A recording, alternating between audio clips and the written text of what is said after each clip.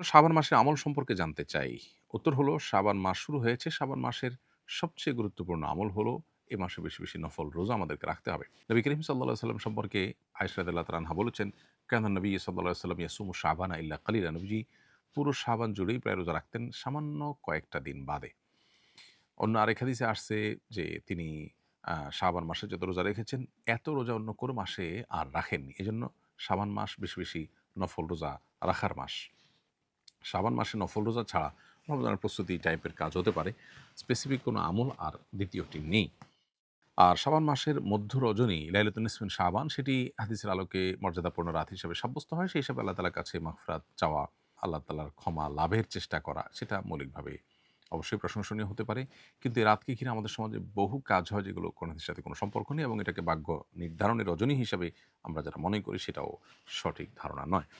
তো শাবান মাসে বেশি, বেশি নফল রোজা রাখা উচিত, বিশেষ করে শুরুর দিকে, মাঝের দিকে। তবে শেষের দিকে রোজা রাখা অনুচিত এবং নিরুৎসাহিত করা হয়েছে বিভিন্ন বর্ণনা, বিভিন্ন হাদিসে। আমি জাকাতের টাকা একটি ব্যাগে রাখি। সেখান থেকে বিভিন্ন সময় বিভিন্ন ব্যক্তিকে দিয়ে থাকি। হঠাৎ ব্যাগটি হারিয়ে গেছে। এখন কত টাকা ছিল বা আমি ইতিপূর্বে কত টাকা দান করে ফেলেছি জানা নেই। করণীয় কি?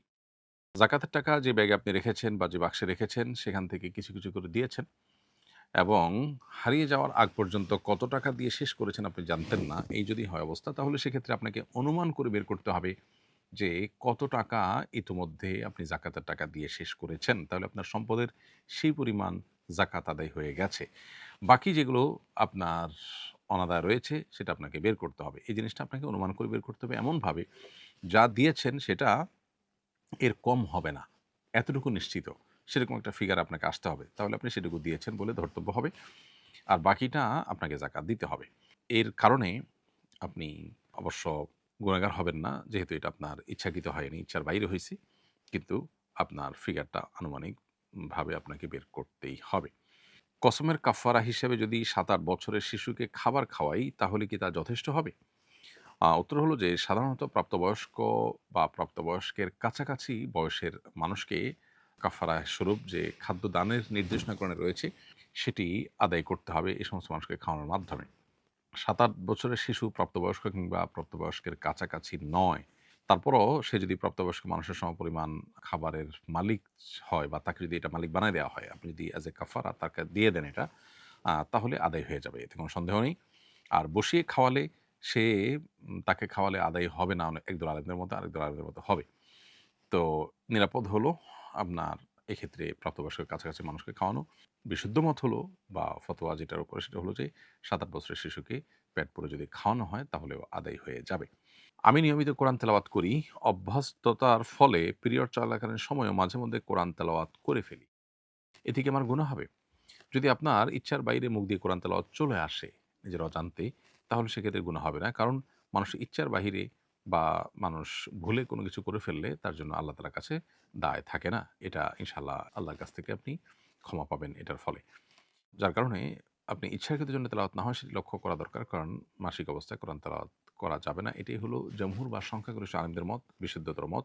যদিও ইবনে তাইমিয়া রাহিমাহুল্লাহ সহ বর্তমান আরব উলামাদের অনেকে, বিশেষ করে সৌদি আরব আলেমদের অনেকেই মাসিক অবস্থায় কোরআন তেলাওয়াতকে অনুমোদন করেন।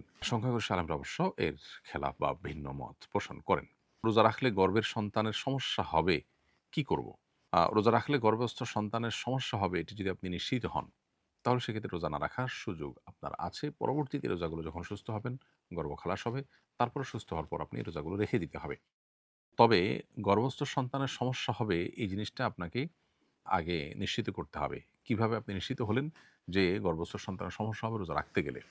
সামান্য একটু আশঙ্কা উপর ভিত্তি করেই এটিকে আপনি নিশ্চিত ধরতে পারেন না। বরং বিজ্ঞ এবং ধার্মিক একই সাথে রোজার গুরুত্ব বোঝেন, আবার ডাক্তার হিসাবে খুবই এক্সপার্ট এরকম মানুষের পরামর্শ, সম্ভব হলে একাধিক ডাক্তারের পরামর্শ নিয়ে যদি তারা বলেন যে না আপনার জন্য রোজা রাখাটা উচিত হবে না, রোজা রাখলে আপনার গর্ভস্থ সন্তান মারা যেতে পারে, অঙ্গহানি হতে পারে, বিকলাঙ্গ হতে পারে, এই টাইপের কোনো সমস্যা যদি হয় তাহলে সেক্ষেত্রে আপনি অবশ্যই রোজাগুলো না রেখে পরবর্তীতে রাখতে পারবেন। আল্লাহ তাআলা কোরআনে বলেছেন, ফামান কানা মিনকুম মারিদান আও আলা সাফারিন ফাইদ্দাতুম মিন আইয়ামিন উখর।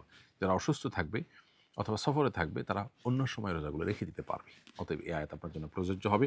আর সামান্য একটু ঠুনকো অজুহাত বা হালকা একটু ভয়, অহেতুক ভয়, এটার উপর ভিত্তি করে আপনি রোজা না রাখার সুযোগ কিন্তু নেই। ও মুক্তাদি ভুলবশত তাশাহুদ না পড়লে কি নামাজ হবে?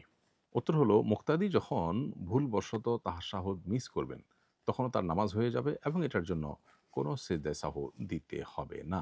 কারণ ইমামের পেছনে কেউ যদি কোনো ওয়াজিব তরক করে ফেলে ভুলে, তাহলে সেক্ষেত্রে মুক্তাদির আলাদা করে সিজদায়ে সাহু দেওয়ার কোনো বিধান নেই। ইমামের ভুল হলে ইমামের সাথে সিজদায়ে সাহু দিবেন, আর মুক্তাদির ভুল হলে সেটা যদি সিজদায়ে সাহু দিয়ে রিকভার করার মতো ভুল হয় তাহলে সেটা মাফ। আর যদি ফরজ ছুটে যাওয়ার মতো কিছু হয় তাহলে অবশ্য সে নামাজ আবার পড়তে হবে। যেমন কেউ ইমামের পিছনে নামাজ পড়লো, মনে করেন সে একটা সিজদা দিল না, তাহলে তার ওই নামাজ আবার পড়তে হবে।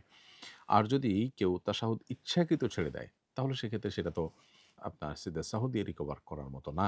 যার কারণে সে নামাজও পুনরায় পড়তে হবে। তাহলে ইমামের পেছনে যদি ভুলে ওয়াজিব ছুটে যায়, তাহলে সেটার জন্য সিজদায়ে সাহু দিতে হবে না এবং নামাজ হয়ে যাবে। সিজদায়ে সাহু যে সমস্ত বিষয় আবশ্যক হয় তার মধ্যে একটা হলো তাশাহুদ না পড়লে তাশাহুদ পড়াটা ওয়াজিব। সো এটা যদি ভুলে ছুটে যায়, তাশাহুদ পড়াটা মিস করে যায় মুক্তাদি, তাতে তার সিজদায়ে সাহু দেওয়া লাগবে না। বিতির নামাজ কাজা করতে হবে কিনা? উত্তর হলো বিতির নামাজ যেহেতু ফোকাহা হানাফের মতে ওয়াজিব এবং ওয়াজিব নামাজ ছুটে গেলে সেটা কাজা করতে হয়, সেই হিসাবে বিতির নামাজ কাজা করতে হবে। অনেক উলামাদের মতেই, বরং বেশিরভাগ ইমামদের মতে বিতির নামাজ